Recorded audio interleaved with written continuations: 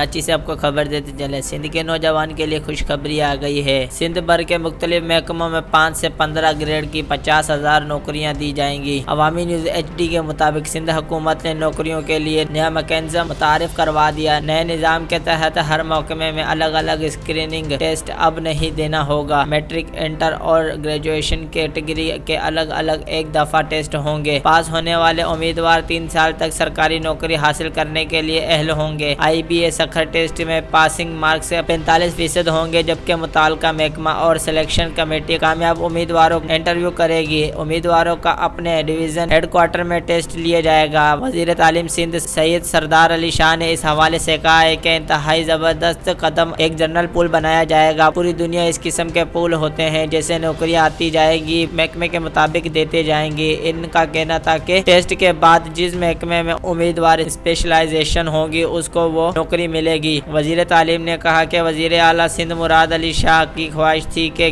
ایسا میکانزم ہو جس سے نوجوانوں کو زیادہ سے زیادہ نوکریاں دی جا سکے۔ مزید خبروں اور تفصیلات کے لیے وزٹ کریں ہماری ویب سائٹ www.awami newshd.com۔